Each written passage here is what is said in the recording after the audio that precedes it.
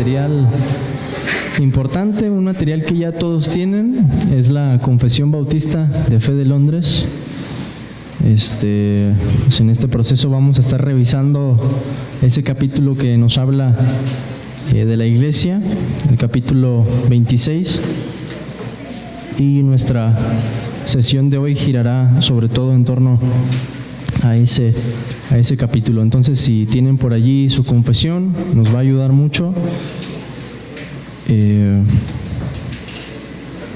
Si llegara a ver algún otro material después, voy a ver si puedo preparar algunas hojas para entregárselas. Le sacamos copia para que nos pueda servir, pero también les recomiendo tener por ahí alguna libreta en que puedan tomar notas.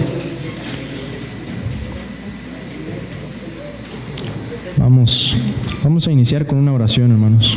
Oremos. Señor, te damos gracias, Padre, por este tiempo que nos has permitido juntos. Gracias porque podemos ser parte de este cuerpo que tú llamas tu iglesia, Señor, tu casa.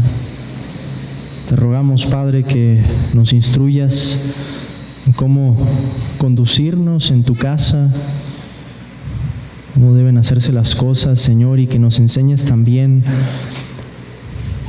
cómo debe ser el gobierno de la iglesia. Pedimos, Padre, que tu Santo Espíritu nos traiga claridad y que al iniciar este proceso, Señor, podamos hacerlo con el ánimo de saber que eres tú mismo el que nos ha traído hasta este punto y has querido mostrarnos estas cosas, y te rogamos ahora que nos sigas dando de esa luz, Señor, para corregir e implementar lo que tengamos que hacer. Pedimos de tu gracia, Padre, en el nombre de Jesús. Amén. Hermanos, pues antes de comenzar, simplemente recordarles nuestro propósito con estas lecciones. En primer lugar, pues vamos a aprender cuál es la forma de gobierno que enseña la segunda Confesión Bautista de Fe de Londres, y en ese proceso vamos a ver también cómo podemos implementar esa forma de gobierno. A medida que vayamos avanzando, les decía, va a ser un proceso en el que vamos a ir aprendiendo juntos, por lo cual las preguntas que hagan van a ser muy importantes para avanzar, y al final del proceso establecer una política eclesiástica que honre los principios que vayamos encontrando en la palabra de Dios respecto de la iglesia y lo que encontramos también expresado en nuestra confesión de fe. Para este motivo me pueden interrumpir pues en este estudio, si quieren levantar la mano, si de repente digo algo y dicen, hermano, ahí no me quedó claro. Si yo no lo tengo claro tampoco, les voy a decir, hermanos, vamos a investigar después esto, a mí me falta estudiar esto, pero si mi respuesta puede servir de algo, pues trataré de dar una respuesta. Entonces, pues sí, creo que ese sería nuestro preámbulo aquí. Voy a tratar de hacer algunos comentarios conforme vayamos avanzando, detenerme en algunos puntos y pensar cómo es que eso se veía en la iglesia. Y ahorita van a entender a lo que me estoy refiriendo, hermanos. En primer lugar, y algo para ponernos en contexto también de la confesión, creo que esta es información que a lo mejor o quizás muchos de ustedes ya tienen, ya saben de dónde proviene esta confesión de fe que tenemos en la iglesia. Tenemos que recordar primero que nuestros hermanos en la fe, aquellos que nos precedieron y redactaron esta confesión, vivían en Inglaterra. ¿Y por qué en Inglaterra? Alguien puede decir, bueno, para trasladarnos a esa historia de una manera muy superficial y muy breve, llega un punto, hermanos, en que Inglaterra se separa de la iglesia de Roma. También pertenecía a Roma, estaba con Roma, lo estuvo en un tiempo. Y no voy a entrar entrar en detalle. Si quieren luego me pongo a estudiar de esto para que podamos hablar de esto también, pero uno de los reyes de Inglaterra se quería divorciar porque no podía tener hijos. Era Enrique VIII, gracias hermano, y pues no le dieron licencia en Roma, así que dijo, pues, ¿por qué no me...? Es mucho más complejo que esto, hermano, estoy simplificando. ¿Por qué no me proclamo a mí mismo la cabeza de la iglesia, como el rey de Inglaterra? Y de allí se formó la iglesia anglicana, los hermanos que conocemos como hermanos anglicanos. Hay muchas alas ya de eso, obviamente, hasta esta época, pero se forma allí la iglesia anglicana, esa iglesia que se identifica con el estado de Inglaterra o con ese país. Después, hermanos, los que conocemos como los puritanos, que también eran ingleses, aunque los hubo en otros lugares también, se empiezan a separar, de alguna forma a dejarse identificar con la iglesia anglicana, bajo el argumento de que en realidad todavía quedaba mucho de Roma en la iglesia anglicana. Entonces, si ustedes ven al día de hoy la liturgia de cómo se hace el culto en la iglesia anglicana, de cómo reciben la cena del Señor, de cómo se hincan para recibir el pan, se hincan al sacerdote y hacen cosas que diríamos, pues eso está mal. Eso fue lo que dijeron nuestros hermanos en ese momento. Decían, no, la reforma tiene que seguir sobre esta iglesia, no podemos seguir manteniendo las mismas prácticas de Roma. De allí salió lo que conocemos como el principio regulador de la adoración.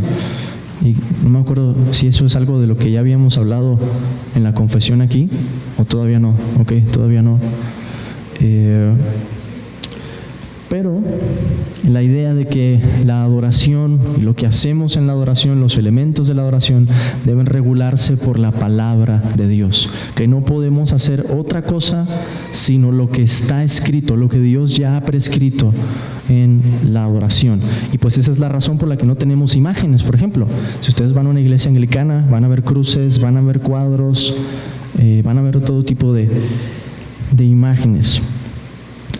Los puritanos que se separaron entonces de la iglesia anglicana, al final, pues algunos de ellos, o dos grupos podemos decir, eran los puritanos que se identificaban con el presbiterianismo, que son los que escribieron la Confesión de Westminster, y los puritanos que se identificaban más con los congregacionalistas, que son los que escribieron la Confesión Bautista de Fe de Londres.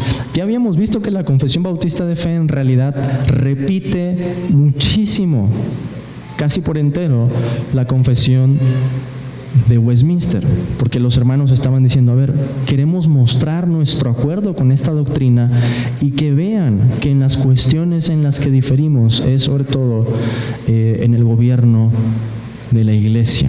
Era la cuestión crucial. Y esa es la razón, hermanos, por la cual en la Confesión Bautista de Fe de Londres, en el capítulo 26, en el capítulo de la iglesia, encontramos 15 párrafos. 15 párrafos.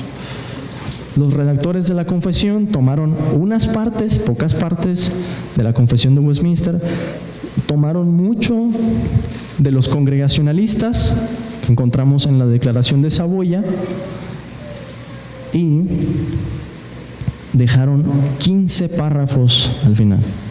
15 párrafos. O sea, nos debe de quedar claro que era una doctrina en la que querían ser precisos, querían ser bien cuidadosos y querían mostrar también a los presbiterianos en cuáles eran las cosas en las que diferían. En esos 15 capítulos, para que tengan la idea de la comparación, la Confesión de Westminster tiene 6 párrafos en el capítulo de la iglesia. 6 párrafos en comparación a 15 párrafos. Y curiosamente la Confesión de Westminster tiene un capítulo en el que habla de la disciplina de la iglesia. 4 párrafos. Incluso si sumamos eso, pues siguen siendo más en la Confesión Bautista de Londres. Ahora, vamos a leer, hermanos, en el capítulo 26 de la Confesión y empezar a ver algunas diferencias. Voy a leer por aquí ahorita también la Confesión de Westminster y ustedes van a poder apreciar en qué diferían. En primer lugar, voy al párrafo 1. La Iglesia Católica o Universal, que con respecto a la obra interna del Espíritu y la verdad de la gracia, puede llamarse invisible. Se compone del número completo de los electos que han sido, son o serán reunidos en uno bajo Cristo, su cabeza. Y es la esposa, el cuerpo, la plenitud de aquel que llena todo en todos. ¿Okay? En Westminster hay un párrafo muy similar que dice la Iglesia Católica Universal, que es invisible, y creo que es exactamente lo mismo, a excepción de lo que encontramos entre paréntesis en esta confesión. Porque los presbiterianos van a decir ahorita les voy a leer el párrafo, que la Iglesia también se compone de los hijos de los creyentes, no solo de los creyentes.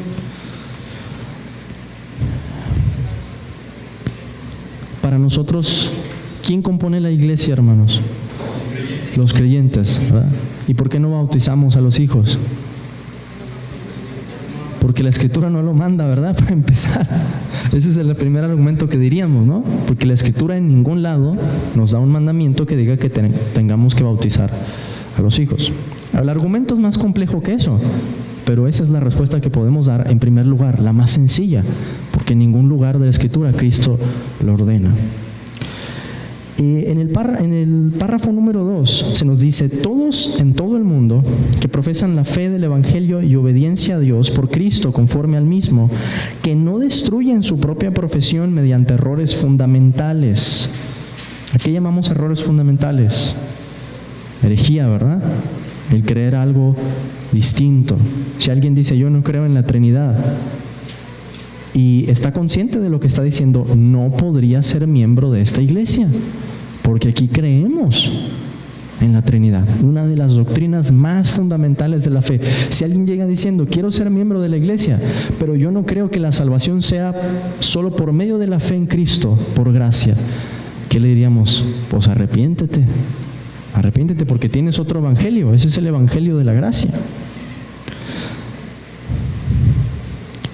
O conductas impías, nos dice el párrafo, son y pueden ser llamados santos visibles, y de tales deben estar compuestas todas las congregaciones locales. Entonces noten el cuidado que tiene la confesión, hermanos, para decir quiénes están componiendo aquí la iglesia, los santos visibles. ¿Por qué dice visibles? Porque al menos en cuanto a su profesión de fe, parecen creyentes. No todos son creyentes, al final se va a demostrar eso, por eso dice santos visibles. Hay una distinción que hace la confesión entre la iglesia invisible, el número de los escogidos, ¿quién lo puede ver? Solamente Dios, y los santos visibles. ¿Quiénes son los santos visibles? La confesión dice, los que profesan la fe del Evangelio y no destruyen su profesión de fe, sea por una herejía o por una conducta impía con la que estén negando esa fe. Entonces los miembros en esta iglesia, y creo que hasta allí esa parte nos queda claro, estamos de acuerdo todos ahí y decimos, la membresía de esta iglesia debe ser de personas regeneradas.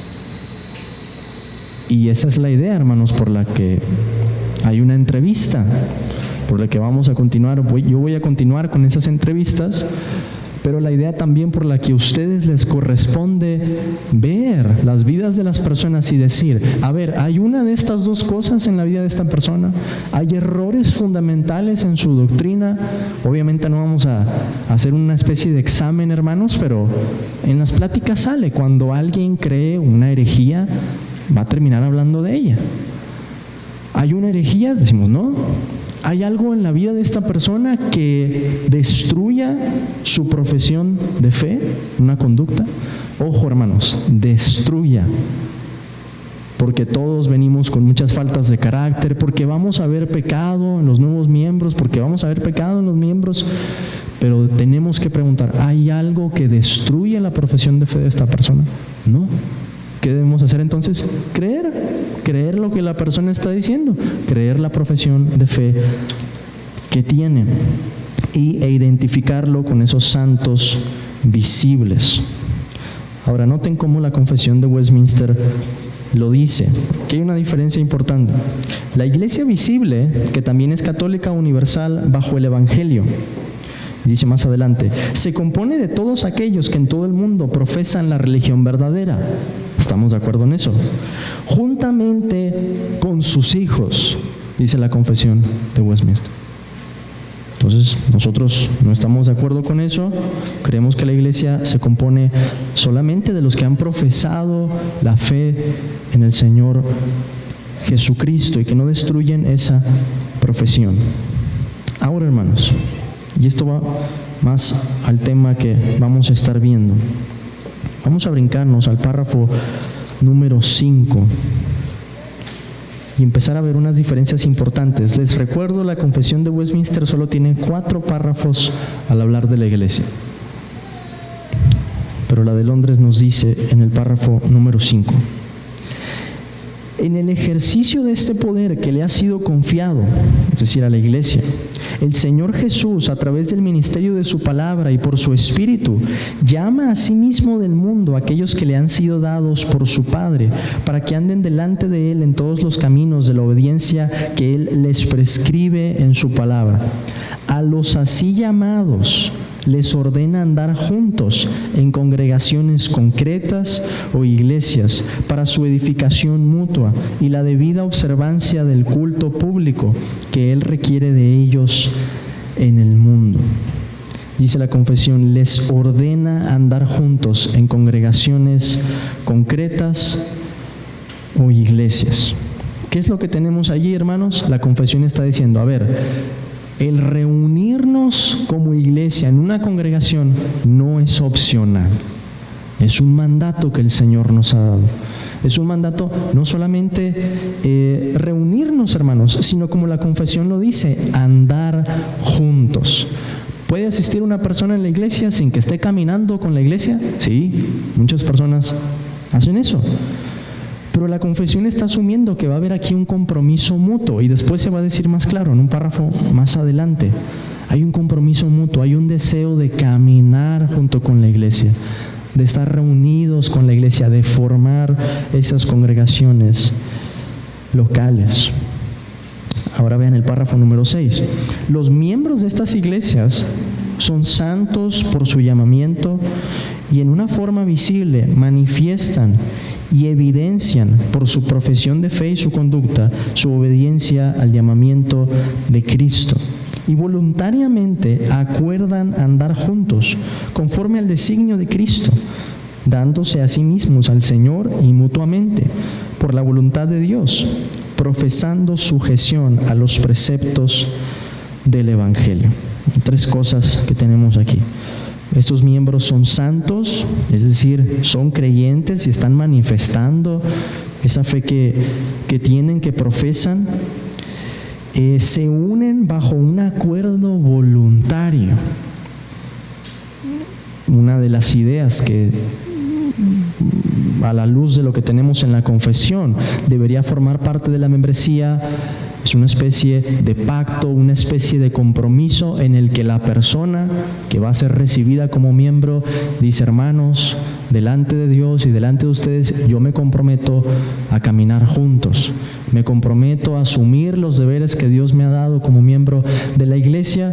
Y la Confesión va a decir más adelante, en otro de los párrafos que ahorita vamos a ver, a sujetarme también a la disciplina de la iglesia. Entonces, quiero los privilegios, la persona va a decir, pero también voy a asumir las responsabilidades y las consecuencias que haya si es que estoy andando de una manera que no sea digna del Evangelio.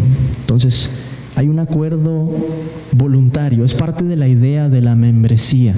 Ya tenemos una membresía porque creemos que hay que caminar juntos en iglesias locales y porque es la expresión, hermanos, que tenemos de decir: queremos involucrarnos en el cuerpo de Cristo, queremos comprometernos y caminar juntos. Y por último dice la Confesión aquí, dándose a sí mismos y al Señor mutuamente.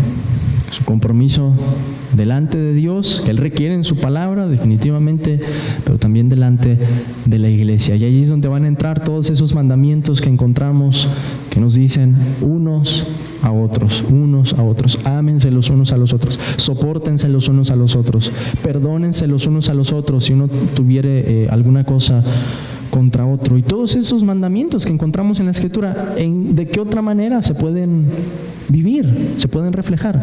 No hay otra, sino en la iglesia local. Ahora, más adelante nos dice la confesión, el párrafo número 7. A cada una de estas iglesias así reunidas, el Señor, conforme a su voluntad declarada en su palabra, hermanos, va a ser uno de los puntos claves, ha dado todo el poder y autoridad en cualquier sentido necesario para realizar el orden en la adoración y en la disciplina que Él ha instituido para que lo guarden, juntamente con mandatos y reglas para el ejercicio propio y correcto y la ejecución del mencionado poder. Autoridad y poder. ¿Quién tiene la autoridad y poder según lo que está diciendo la confesión? La iglesia. La iglesia. Ahora, ahorita vamos a volver a leer el párrafo, pero quiero que escuchen esto, hermanos. Y aquí es donde espero que algunas piezas vayan cayendo en su lugar. La confesión de Westminster, vean el párrafo en la de Londres y vean lo que voy a leer en la de Westminster. Al hablar de la disciplina eclesiástica dice: a estos oficiales, haciendo referencia a los oficiales en la iglesia, han sido entregadas las llaves del reino de los cielos, en virtud de lo cual tienen poder respectivamente para retener y remitir pecados, para cerrar aquel reino a los que no se arrepienten tanto por la palabra como por la disciplina, y para abrirlo a los pecadores arrepentidos por el ministerio del evangelio y por la absolución de la disciplina, según lo requieran las circunstancias. ¿Quién tiene la autoridad según la confesión de Westminster? Los oficiales. Y ahí, hermanos, debería haber un momento de silencio y una pausa para decir: nuestro gobierno se estaba viendo como el presbiteriano. ¿Sí lo pueden ver, hermanos? Vamos claros hasta aquí. Porque ¿dónde quedaba la autoridad de la iglesia? ¿Cómo se expresaba la autoridad de la iglesia? ¿Dónde quedó nuestro compromiso de acercarnos a esas personas, de ejercer la disciplina, de velar por su cuidado también? Es una gran diferencia. Otra vez, la confesión de Londres dice: a cada una de estas iglesias así reunidas, o sea, cada iglesia local, esas congregaciones locales que mencionó en el párrafo número 5, cada una de ellas, conforme a su voluntad decretada en su palabra, el Señor ha dado todo el poder y autoridad en cualquier sentido necesario para realizar, o haciendo otra traducción, esta es mi traducción del inglés, para llevar a cabo el orden en la adoración y en la disciplina que Él ha instituido para que lo guarden, juntamente con mandatos y reglas para el ejercicio propio y correcto y la ejecución del mencionado poder. Después vamos a ver más en profundidad de esto, obviamente, pero para esbozarlo, según la confesión bautista de fe, es la iglesia la que ha recibido las llaves del reino para ejercer esa autoridad, para que lo que ate en la tierra se ate en los cielos y para que lo que desate en la tierra se desate en los cielos. No los oficiales, la iglesia. Ahora, alguien puede decir: hermano, pues qué bueno. Así, si no nos gusta lo que nos dice el pastor, pues lo expulsamos cuando sea. Pero no se trata de eso, hermanos, porque vean bien lo que la confesión dice: juntamente con mandatos y reglas para el ejercicio propio y correcto y la ejecución del mencionado poder. Hay una autoridad, pero no se puede ejercer como uno quiera. Dios ha puesto los límites, Dios ha dado libertades a la iglesia, pero esas libertades están demarcadas por reglas que Él también ha dado. Y eso incluye la forma en que debe hacerse la disciplina, por ejemplo, Mateo capítulo 18, cómo va a proceder la iglesia allí. Y muchos otros principios. Pero el congregacionalismo, que es esta forma de gobierno que estamos viendo, en la que la iglesia es la que tiene las llaves del reino, no es lo mismo que una democracia. ¿Qué pasa en la democracia? El pueblo decide cómo hacer las cosas. No, nosotros estamos diciendo, Dios ya ha decidido cómo debemos hacer las cosas, pero nuestra responsabilidad es acatar las reglas que Él ha puesto y ejercer esa autoridad que Dios ha dado a la iglesia. Tremenda responsabilidad, hermanos, cuando lo empezamos a ver así. Que Dios haya dado a la iglesia la autoridad y el poder de declarar aquí en la tierra, suponiendo el caso, creemos que tú ya no debes estar entre nosotros, porque no te has arrepentido de tu pecado y porque ya no podemos identificarte en esta comunión de santos visibles. El Señor dijo, ténganle por gentil y publicano, o sea, alguien que no forma parte de la iglesia, alguien que está fuera. Tremenda responsabilidad. Pero ahora, vamos más adelante, hermanos. Déjenme, en este mismo sentido, pero déjenme leerles, hermanos, el último párrafo de la disciplina en la Confesión de Westminster. Seguimos pensando en lo de las llaves del reino. Westminster dice, para lograr mejor estos fines, hablando de la disciplina, los oficiales de la iglesia deben proceder por la amonestación, por la suspensión del sacramento de la Santa Cena por un tiempo y por la excomunión de la iglesia, según la naturaleza del crimen y la ofensa de la persona. Hermanos, en la Confesión Bautista de Fe de Londres no hay ningún párrafo que diga eso, porque es la iglesia la que hace la disciplina. Si los oficiales son los que tienen la autoridad, son los que tienen las llaves del reino, pues por supuesto que deberían hacer eso. Pero no es así en la forma de gobierno en la que estamos hablando. Y hay una diferencia importante. Hermanos, repito otra vez, como lo dijo el hermano Héctor, éramos bautisterianos. Bautistas y presbiterianos, bautisterianos. Doctrina bautista, pero a la hora de hablar del gobierno de la iglesia, resulta que nuestra manera de proceder se parecía muchísimo más a lo que encontramos en la Confesión de Westminster. ¿Por qué sea así? No es el caso discutirlo en este momento, pero discutir cómo vamos a corregir eso y cómo abrazamos ahora este nuevo entendimiento de decir la responsabilidad, la autoridad es nuestra. Los pastores tienen autoridad, pero es una autoridad ministerial. Después vamos a hablar de eso también. Pero hasta aquí vamos claros. Entonces, hermanos, podemos ver esa diferencia tan grande. Las llaves del reino, decían los presbiterianos, han sido confiadas a los oficiales de la iglesia. Y por eso ellos son los que deben amonestar, por eso ellos son los que deben suspender la cena, por eso ellos son los que deben expulsar. ¿Qué estamos diciendo ahorita? Las llaves del reino le han sido confiadas a la iglesia. Por tanto, quien debería tener parte o la parte en esas decisiones, hablando de amonestación, Mateo capítulo 18, si tu hermano peca contra ti, ve con él, estando a solas, repréndele, si no, llama a 1 o 2, si no, dilo a la iglesia. Debería ser la iglesia.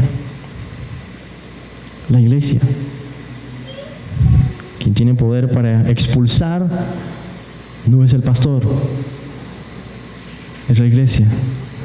O sea, hermanos, bajo esta forma de gobierno, ningún pastor, y va a ser su responsabilidad también vigilar eso, ningún pastor debe poder decir, a no ser que está en la reunión de la iglesia y pues esté representando también lo que la iglesia está diciendo, decir, estás expulsado. Pero ningún pastor, por iniciativa propia o por decisión propia, debe poder decir a una persona: estás expulsado, si eso no ha pasado por la iglesia, si la iglesia no ha dado su veredicto. ¿Estamos claros ahí, hermanos?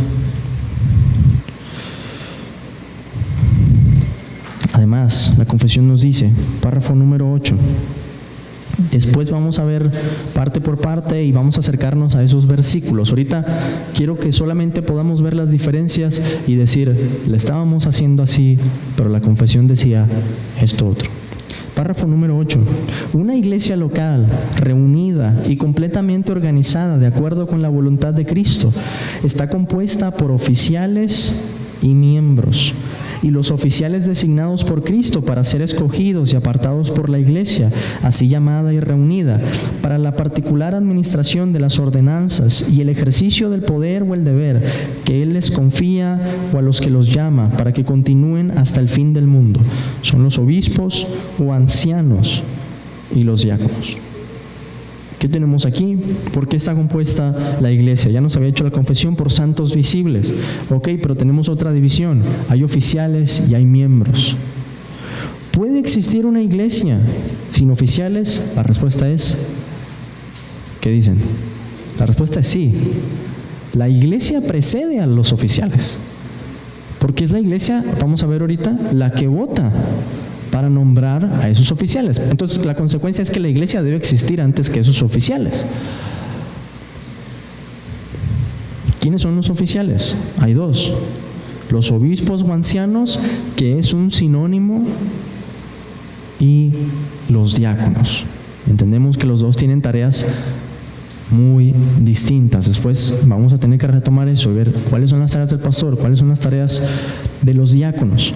Las iglesias pueden existir sin los oficiales, sí, pero las iglesias no están completas sin los oficiales. Y eso nos ayuda a poner en perspectiva cómo se veía o cómo se ve la situación de las iglesias que están sin pastor ahorita.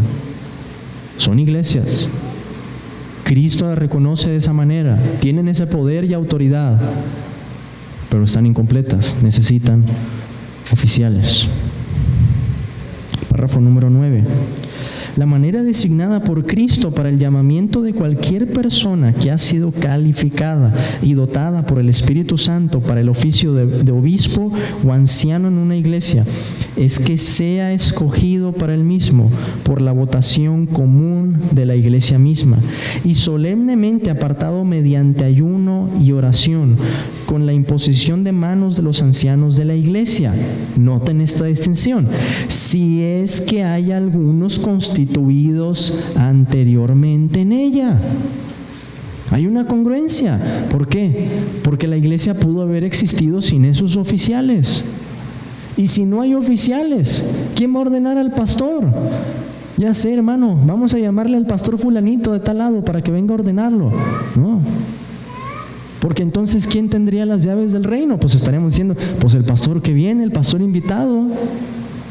Si hay alguna especie de poder que le confiere a la hora de orar o en el momento en que le impone las manos, como dirían los anglicanos, o incluso en Roma, para ser sacerdote, pues la voz de la iglesia no cuenta, hermanos. ¿O a quién le preguntan en la iglesia católica romana? A ver, ¿quieren que fulanito sea el sacerdote? Simplemente lo nombran los sacerdotes. ¿Cuál es la diferencia aquí? La confesión nos dice que debe ser por votación común de la iglesia misma. Si es la iglesia la que tiene las llaves del reino, ¿quién va a reconocer y decir, creemos, hermano, que Dios te está llamando como pastor? Pues va a ser la iglesia. Va a ser la iglesia. Continúa la confesión diciendo, y para el oficio de diácono, que sea escogido por la misma votación y apartado mediante oración y la misma imposición de manos. Hay algunas iglesias, hermanos, buenas iglesias, de buena doctrina, en la que este no es el proceso. En la que el proceso es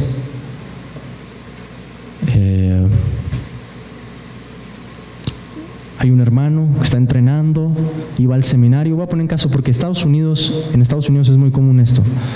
va al seminario y de repente ya es pastor. Hermano, ¿y cuándo empezaste a ser pastor o qué? No, pues en el seminario. Oraron por mi ordenación al final de mi graduación y ya soy pastor. Pues sí, hermano, pero ¿y la iglesia? ¿Y qué dijeron de ti? No, pues nada. La confesión dice que debe ser elegido por votación común de la iglesia misma y apartado por esa imposición, si es que hubiera oficiales. Si no, ¿quién va a hacer eso? Pues algún hermano en representación de la congregación.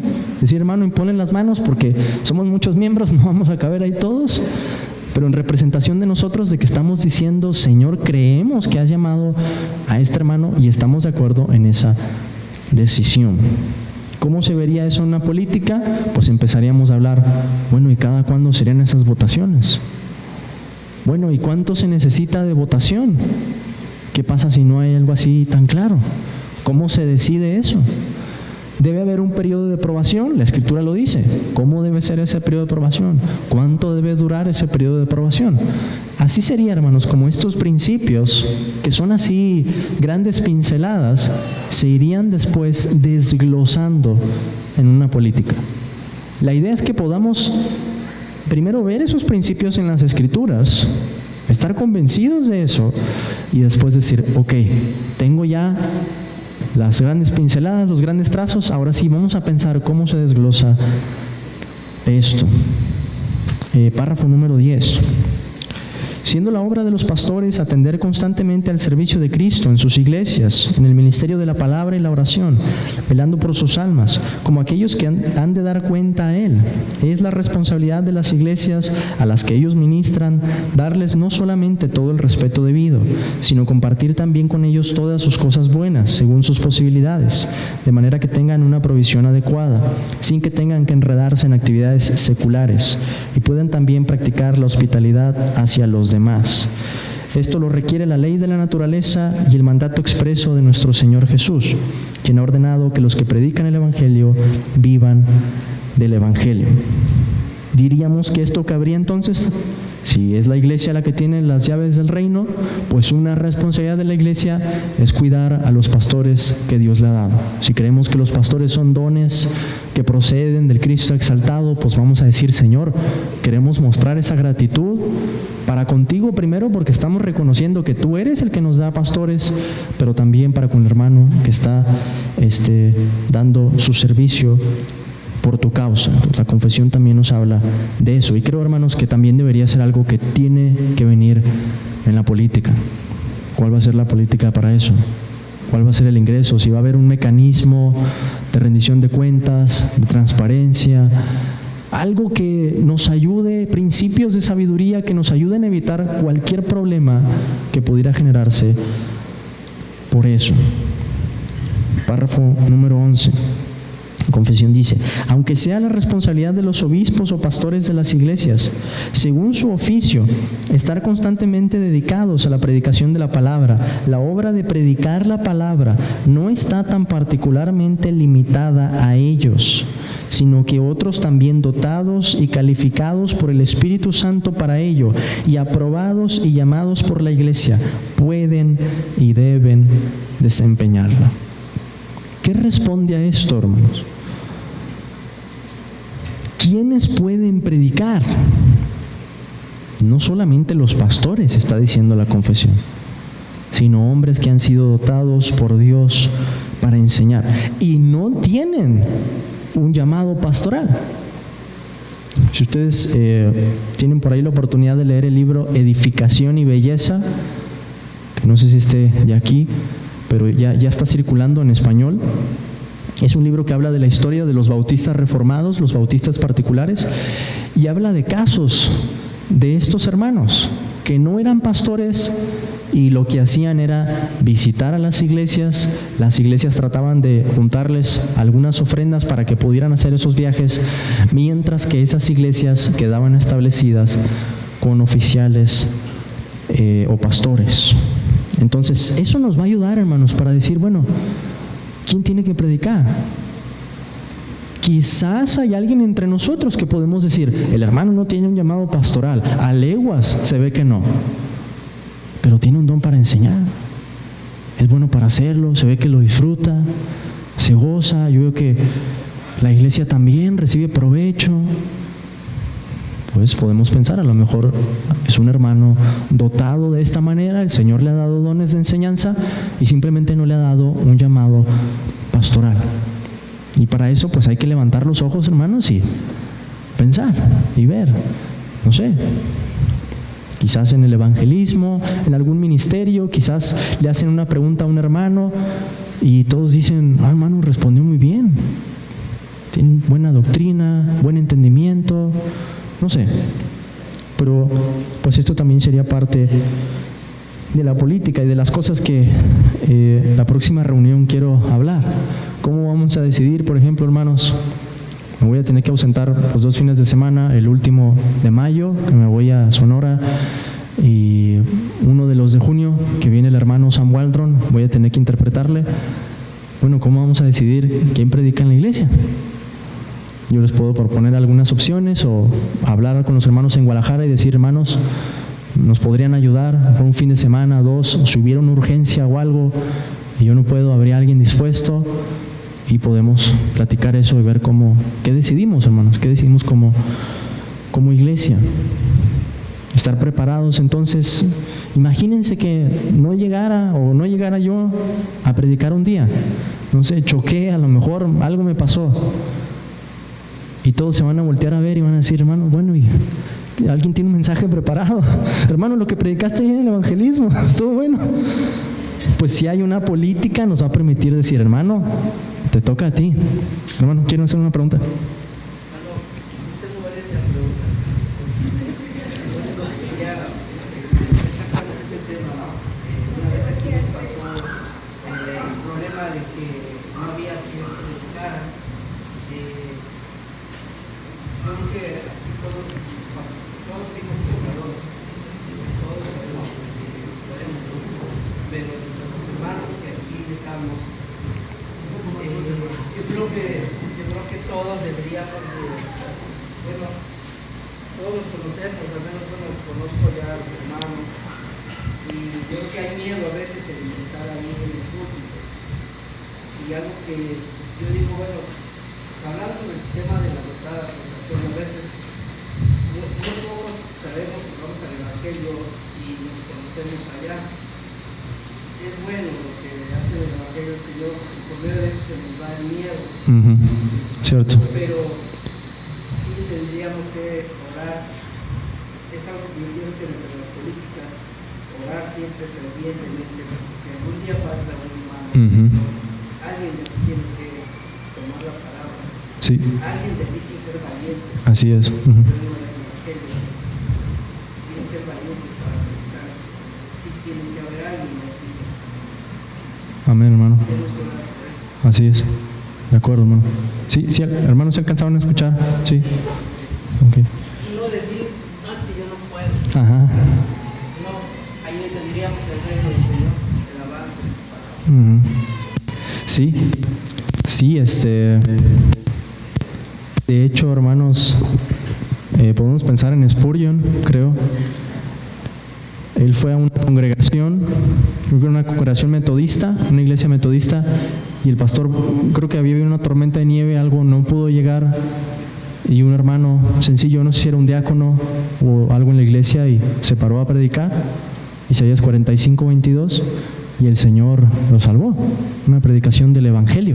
Entonces no tiene que ser algo que sea extremadamente elaborado, pero si alguien podría tener un mensaje preparado, decir, en caso de que pasara algo, incluso para el futuro, hermanos, no sabemos cómo vaya a resultar el futuro, si la persecución vaya a aumentar. A los bautistas les pasó y tenían estrategias para que hubiera un hombre para predicar. A veces separaban varios porque se metían policías, había espías, y separaban varios y nadie sabía quién iba a predicar, y bajaba un telón y subía y algunos habían desaparecido. Los sacaban por puertas secretas y predicaba alguien. Pero es necesario, hermanos, que estemos preparados para esa ocasión y que si ocurre alguien pueda decir, hermano, pues le toca a fulanito, le toca a este hermano predicar, ya tiene el mensaje, y orar que el Señor nos nutra, ¿no? Nos dé alimento ese día. ¿Sí, hermano? Ajá.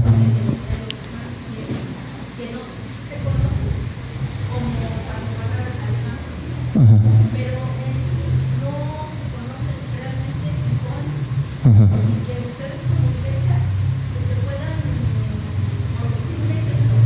Ajá. Ajá.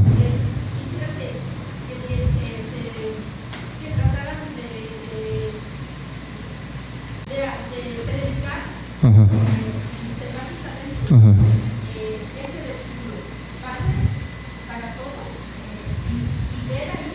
Para ponerlos a prueba. Ajá.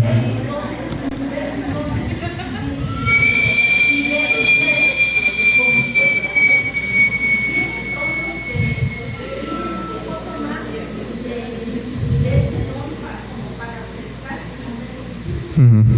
Uh-huh. Uh-huh. Uh-huh. Sí.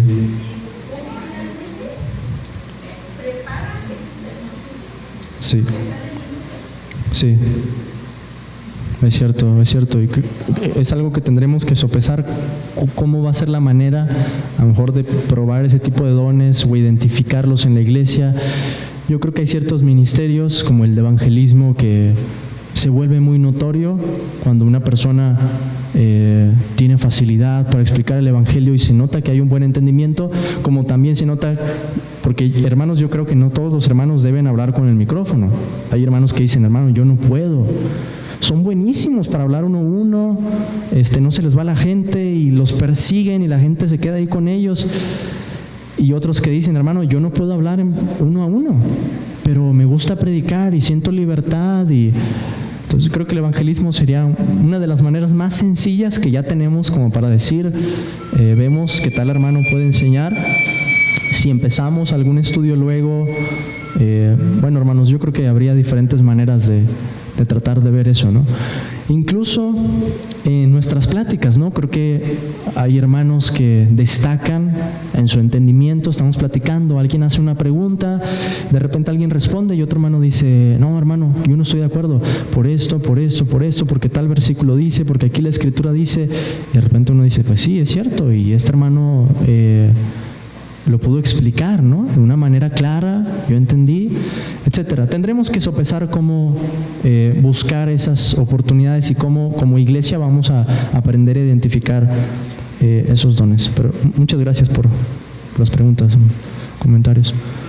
Sí, sí, hermano. No sé si aquí vamos a ver en la sesión, cuando hablamos de los miembros que van a ser visibles, tiene que ver algunas características que sean, como dice aquí, visibles. Porque al venir aquí tenemos que, somos miembros de esta iglesia. Esta iglesia es un lugar donde decimos que habita el Espíritu Santo. Entonces, al venir aquí, esos miembros tienen que reflejar visibilidad y la santidad, ¿no? Pero ¿qué características tiene que tener ya el miembro? Sí. Ok, hermano, sí. Si ya es regenerado, ¿qué características también tiene que tener? Ok. Hay una respuesta sencilla y hay una más larga, pero la sencilla es, fíjense cómo lo pone la confesión.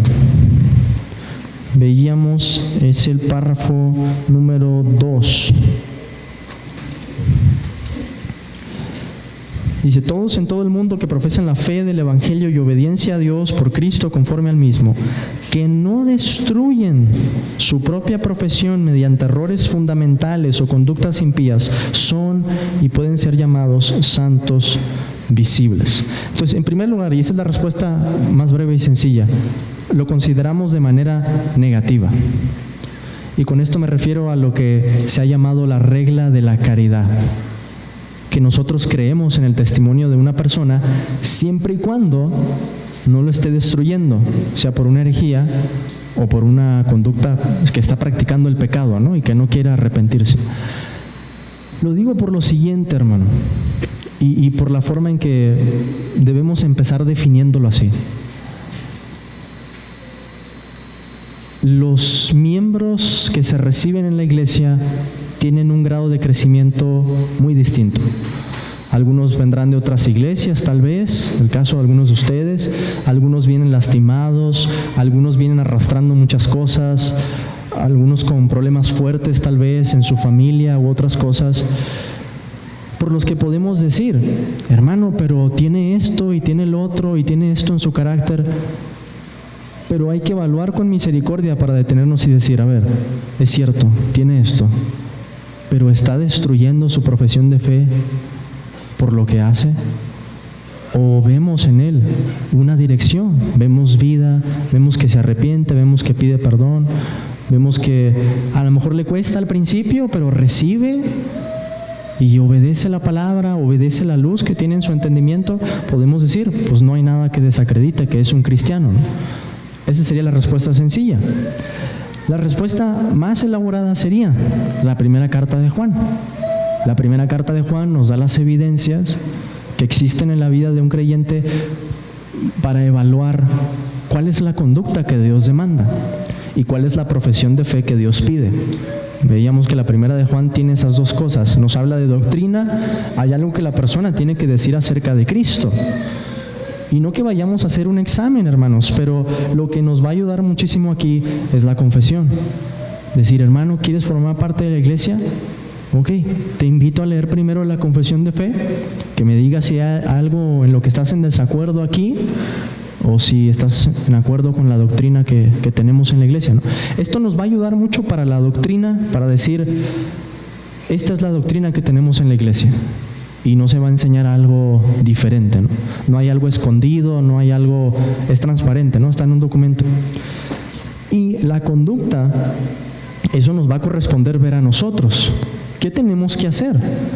Pues tenemos que conocer bien, hermanos, cuáles son las evidencias bíblicas que nos hablan de esa conducta que es conforme a ese carácter que Dios pide.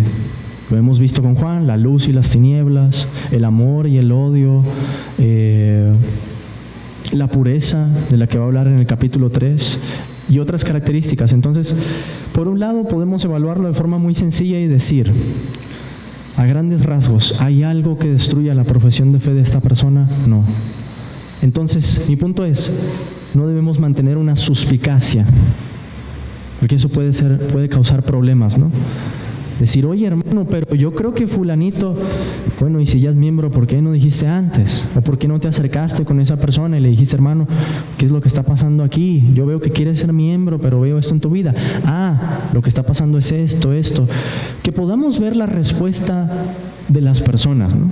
Y va a ser parte de ese involucramiento de acercarnos a las personas que quieran ser miembros. Y tratar de evaluar, hermanos, según el entendimiento que tenemos, según el entendimiento que Dios nos dé, pedir en oración, Señor, ayúdanos a entender. Si quieres que recibamos a esta persona, si tiene una profesión de fe que es creíble, o si hay algo en su vida que destruye esa profesión, ¿no? Ahora, hermano, nos vamos a equivocar, y eso es un hecho. Nos podemos equivocar por el lado del juicio y decir, no, tú no eres cristiano. No queremos eso, ¿verdad? Que la Escritura dice, con el juicio con que juzguemos seremos juzgados. Por eso está la regla de la caridad. Pero también nos podemos equivocar por el otro lado y decir, quizás hubo algo en la vida de esta persona y no lo vimos bien. No lo captamos, a lo mejor nadie dijo nada, a lo mejor se veían algunas pistas de algo medio raro en la vida de esa persona, pero nadie la amonestó. Se nos fue, ni modo. Y como iglesia pues va a tener que haber una acción después, ¿no? Porque quien no sea cristiano va a terminar demostrándolo, creo yo, en algún momento. Entonces, hay una respuesta sencilla y la respuesta compleja es, necesitamos estudiar qué es lo que la Biblia dice ¿Cuáles son las evidencias de la salvación en la vida de una persona? ¿Cómo se ve una persona regenerada? ¿Cómo puedo estar seguro de que no estoy juzgando demasiado duro? ¿Qué principios hay también en la Escritura para eso? Porque los miembros de la iglesia, hermanos, hay personas que llegan con sus vidas destrozadas, a lo mejor pasando de un divorcio, estaban en el alcoholismo, y va a haber un lastre que el Señor va a ir limpiando poco a poco. ¿Cómo nos aseguramos de saber que estamos ejerciendo bien la misericordia, pero también de que estamos siendo justos, de que estamos pensando en lo que Dios dice, en el estándar que Dios demanda? Va a ser un arte, hermano, y va a ser algo en lo que todos tenemos que seguir aprendiendo, y en lo que todos vamos a tener un discernimiento diferente, quizás en grados. Quizás unos van a ser más susceptibles y van a poder ver más cosas en el carácter de esa persona y decirle, quizás otros no, pero es algo en lo que tendremos que ir avanzando juntos. No sé si... Ok, hermano. En el párrafo número 11, vamos por último, hermanos, ya para terminar, el párrafo número 12. Nos dice: todos los creyentes están obligados a unirse a iglesias locales cuando y donde tengan oportunidad de hacerlo. Asimismo, todos aquellos que son admitidos a los privilegios de una iglesia también están sujetos a la disciplina y el gobierno de la misma, conforme a la norma de Cristo. Hay privilegios entonces, pero hay también una disciplina y hay también un gobierno. En otras palabras, hay también responsabilidades. Y eso tiene que ser bien claro cuando vayamos a recibir a una persona. Es decir, hermano, hermana, aquí están los privilegios, vas a poder participar de los ministerios, vamos a abrirte nuestro corazón de una manera especial, vas a poder participar de la cena del Señor. El pastor te va a considerar una oveja y por tanto te va a tratar diferente porque va a creer que estás a su cuidado. Pero estas son las responsabilidades. Y si incumples en estos deberes que tienes aquí, o si empiezas a caer en una conducta que destruye esa profesión de fe, vamos a tener que tomar una acción disciplinaria. Pero tener eso bien en claro, hermanos, para decirle a las personas que vayan llegando, esta es la forma en que funciona la iglesia. Y creo que si tenemos eso bien en claro, ya plasmado en nuestra política, también nos va a dar mucha confianza a nosotros, de saber, ¿y aquí qué se hace? ¿Y ahora qué se hace? ¿Y en este proceso qué se hace? Y vamos a decir, aquí está la política. Es lo que acordamos a la luz de lo que entendíamos con los principios que tenemos en la palabra de Dios y con lo que nuestros hermanos también antepasados nos enseñaron por medio de esta confesión.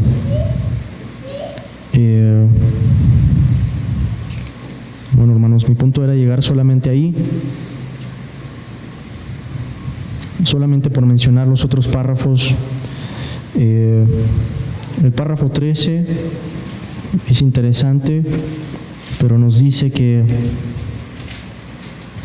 imagínense un proceso de disciplina y que la persona que a lo mejor notó o cometieron una ofensa contra esa persona dice, yo me quiero salir, a mí se me hace injusto lo que está pasando porque fulanito me dijo esto o me hizo esto, y siento que el proceso de la iglesia va a tardar mucho en lo que averiguan, en lo que hablan con él, en lo que lo amonestan. ¿Qué dice la confesión?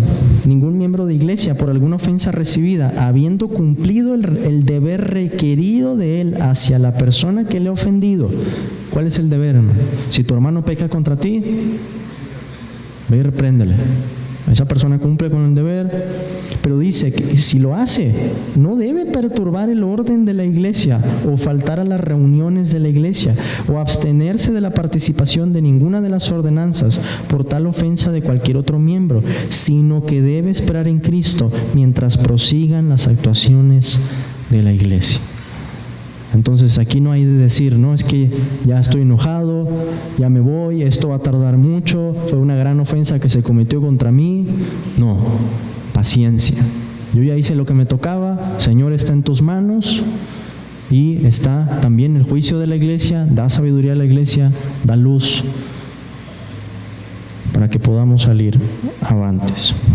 El párrafo 14 nos habla de cómo algunos deberes de los miembros. Nos dice que todos sus miembros están obligados a orar continuamente por el bien y la prosperidad de todas las iglesias de Cristo en todos los lugares y en todas las ocasiones, ayudar a cada una dentro de los límites de sus áreas y vocaciones, en el ejercicio de sus dones y virtudes.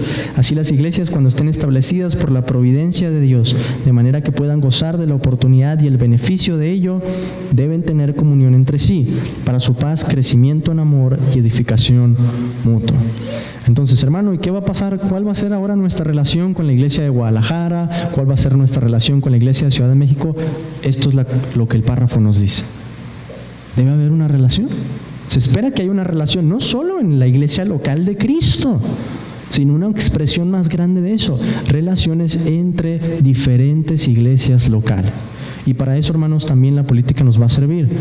¿Cuáles van a ser las directrices de esta relación? ¿En qué nos vamos a apoyar? ¿En qué casos nos podemos apoyar? ¿Y cómo vamos a tratar de mantener esa asociación, esa comunión entre iglesias? Pueden ser las iglesias hermanas que ya conocemos, o en el futuro otras iglesias que quizá el Señor en su providencia nos permita conocer, sean de Querétaro o de otras partes de México, o diría yo, o el mundo, porque la iglesia es muy grande, hermanos. Por último, en el párrafo 15 tenemos algo más o menos como lo que estamos viendo o lo que vimos en este proceso. En caso de dificultades o diferencias respecto a la doctrina o el gobierno de la iglesia, en que las iglesias en general o una sola iglesia estén preocupadas por su paz, unión y edificación, o uno o varios miembros de una iglesia son dañados por procedimientos disciplinarios que no coincidan con la verdad y el orden, es conforme a la voluntad de Cristo que muchas iglesias que tengan comunión entre sí se reúnan a través de sus representantes para considerar y dar su consejo sobre los asuntos en disputa, para informar a todas las iglesias involucradas. Algo similar a lo que estamos viendo ahorita. Lo que hizo el hermano Jorge y los otros hermanos a los que se les habló fue en el espíritu precisamente de lo que dice el párrafo número 15. ¿Qué se hace en esos casos? El párrafo número 15 nos da una directriz de cómo proceder.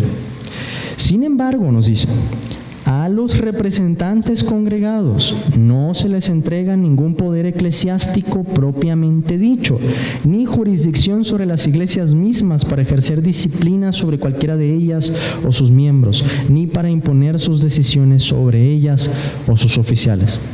Por eso, hermanos, el hermano Jorge dijo, esta es mi recomendación. Si a la iglesia le parece que eso es correcto, háganlo, y si no, desechen.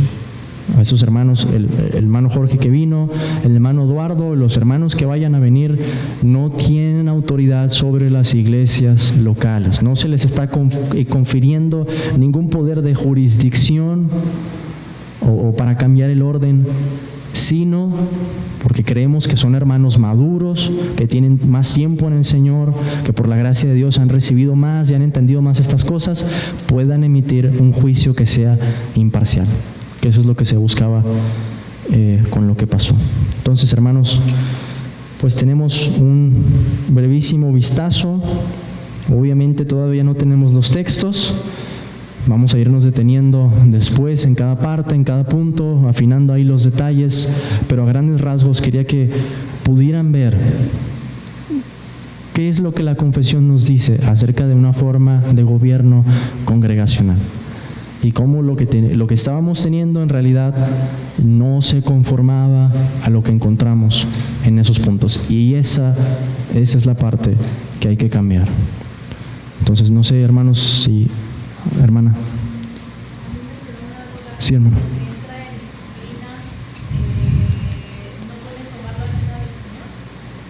Ok, eso es lo que decía la confesión de Westminster. Ajá.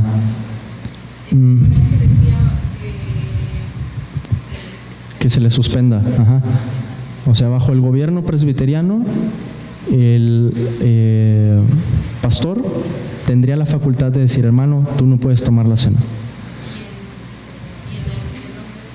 Esa va a ser la pregunta. Yo creo, hermanos, fíjense en esto. Pablo dice que cada uno se examine a sí mismo y después coma y beba de la copa. Vamos a tener que estudiar, yo primero voy a tener que estudiarlo y ustedes también, pero el momento de la cena del Señor debería ser un examen lo suficientemente profundo y solemne para que la persona que quizás está bajo disciplina pueda decir, ¿la puedo tomar con limpia conciencia o no? ¿Me he arrepentido de este pecado realmente o no?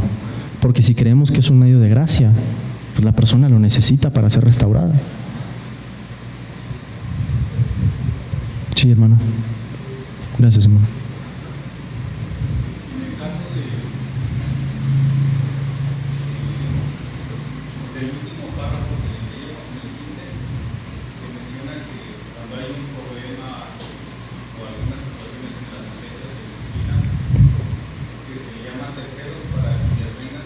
Sí. No hablo del hermano Miguel, sino en el caso de que hubiera sido algo, que hubiera tenido una conducta que ameritara disciplina, ahí quién lo puede ejercer, porque los terceros hacen recomendaciones, Sí. pero ahí quién podría ejercer alguna disciplina. ¿Qué responderían, hermanos, con lo que vimos hoy? La iglesia, ¿verdad? La iglesia. Sí, hermano.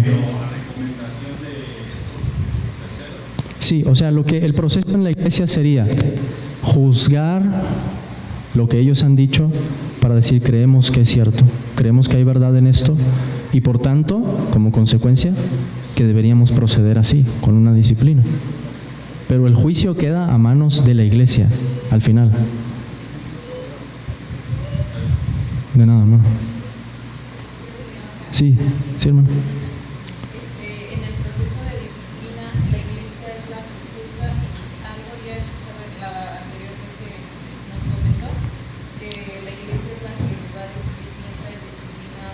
Sí. Y la iglesia es la iglesia va a conocer el motivo de la disciplina o sí. Algo que habían dicho del pastor Miguel que sí.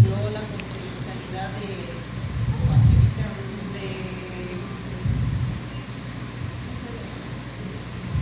Algo así de algún pecado, no sé, que se haya tratado en la misma disciplina. Ajá. Ya no puedo suceder. Ok. La iglesia es la que tiene conocimiento. Sí. Ahora, vamos a pensar un poquito más en esto. Imagínense que yo veo a fulanito un pecado claro, ¿no? Voy a decir un escandaloso para que no tengamos duda, se emborrachó. Yo voy y le digo, Mateo 18, ¿verdad? ¿Necesita alguien más saber en ese punto? No, ¿verdad? No es necesario. Pero lo volvió a hacer, y le volvió a decir, y lo volvió a hacer. Y así por 3, 4 meses. ¿Qué hago?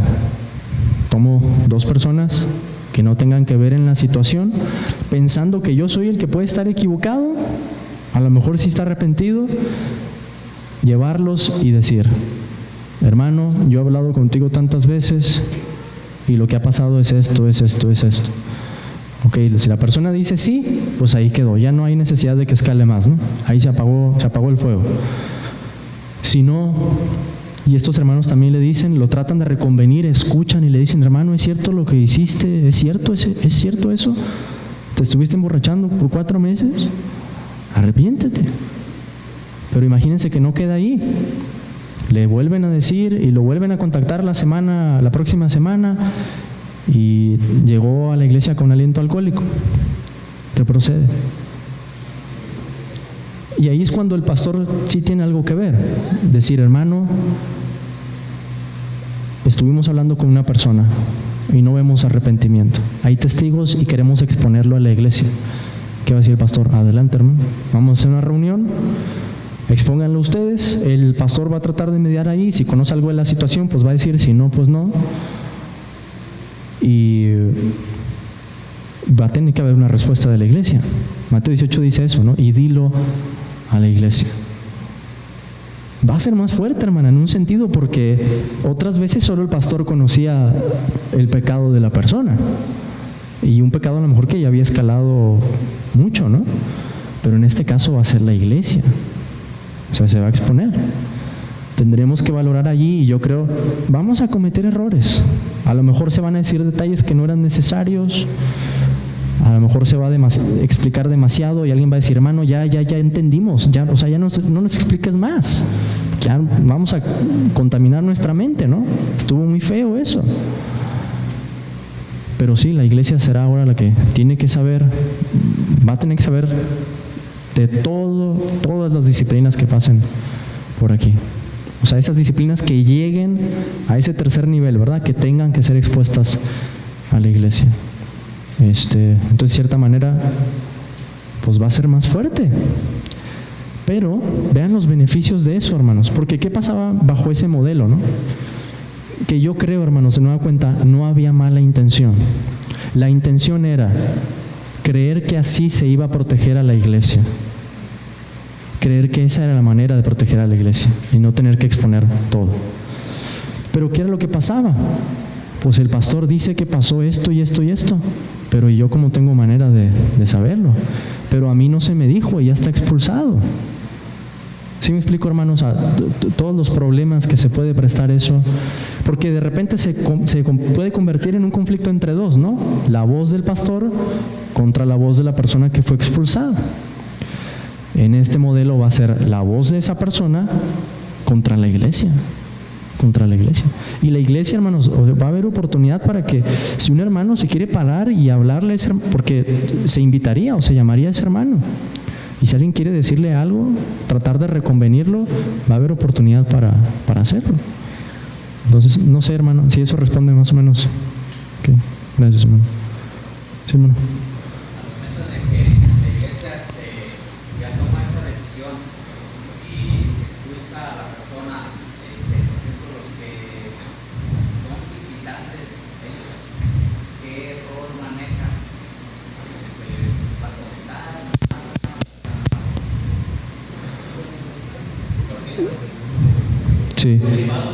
Sí, tiene que ser la iglesia solamente. Es esa distinción que hacemos. Pablo lo dice así, primero a los Corintios, capítulo 6. Los que están dentro y los que están fuera. Esa es la distinción, ¿no? Pablo dice, quiten a ese perverso de entre ustedes. Y luego después les dice, capítulo 5, versículo 9. Vamos a leerlo, hermanos. Capítulo 5, versículo 9. Os he escrito por carta que no os juntéis con los fornicarios, no absolutamente con los fornicarios de este mundo, o con los avaros, o con los ladrones, o con los idólatras, pues en tal caso os sería necesario salir del mundo, porque todo el mundo participa de esos pecados, ¿no? Pero después Pablo les dice, más bien les escribí que no se junten con ninguno que llamándose hermano fuere fornicario o avaro o idólatra o maldiciente o borracho o ladrón, con el tal ni aún coman. Y luego dice, porque ¿qué razón tendría yo para juzgar a los que están fuera? Es esa distinción en la membresía de la iglesia, los que están dentro. Y hay otro grupo que identificamos como los que están fuera, los que están en el mundo. Entonces, tendría que ser dentro de la iglesia, que esa información se mantenga dentro. Y hermanos, creo que también otra cosa que se vería distinta ahí es, ¿y qué procede con esa persona? Porque creo que muchas veces, o algunas veces, al menos fue mi caso, que yo me quedaba con duda y decía, ¿y ya no puedo hablar con esa persona? A lo mejor tenía una amistad fuerte con esa persona. A lo mejor lo quería muchísimo, ya no puedo hablar. La respuesta es sí. La respuesta es sí, pero ¿con qué objetivo? Pensando en lo que Pablo dice aquí también, en que regrese.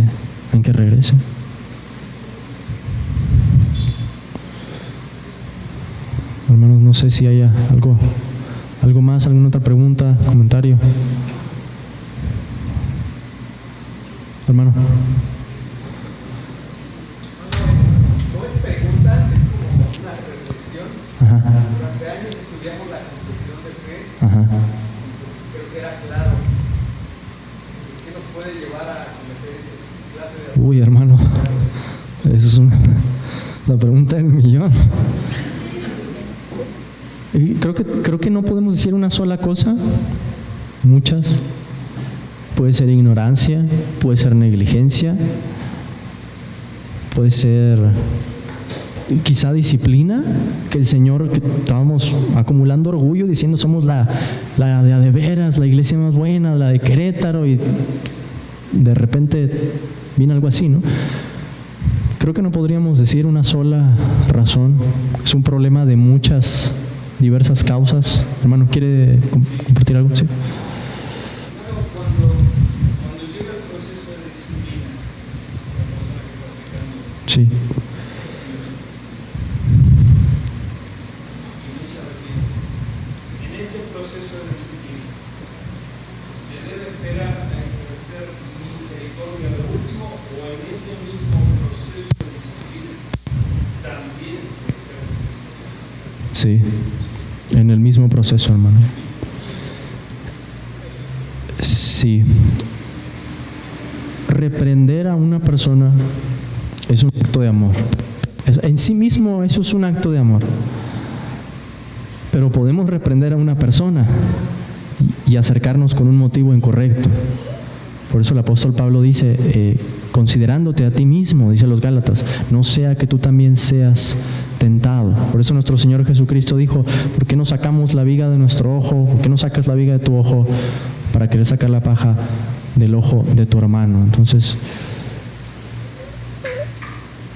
hay hermanos que tienen más gracia por su carácter quizás y pueden mostrar con un afecto, una calidez de estarle diciendo, hermano, pecaste, y hablar de la porquería de pecado y hacerlo de una manera en la que a lo mejor el hermano dice, no se siente mal, dice, es cierto, hermano.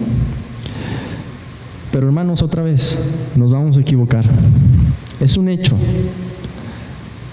Más bien, ya nos hemos equivocado.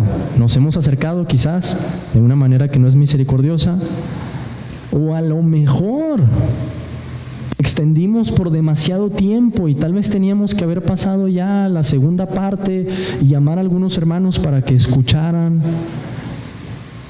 Es un arte, es un arte. Entonces, por la gracia de Dios, la confianza que tenemos es que el Espíritu nos va a ir enseñando en esto. Tenemos la palabra de Dios y debemos orar, hermanos, que Dios nos dé esa motivación correcta para poder mostrar amor y misericordia en ese proceso y para saber hasta qué punto. Una de las cosas más difíciles en el pastorado, porque pues esto se expresa en todo lo que el pastor hace, es el balance que debe existir entre la ley y la gracia. De las cosas más difíciles que pueden existir. ¿Cuándo hay que aplicar así una sentencia y mostrar esa firmeza y cuándo decir, voy a ser más paciente, voy a extender más misericordia, voy a esperar un poco más? Y es algo que todos tenemos que ir aprendiendo, hermano. Gracias. Hermanos, pues creo que vamos a terminar ahí. Vamos a concluir con una oración, hermanos. Oremos.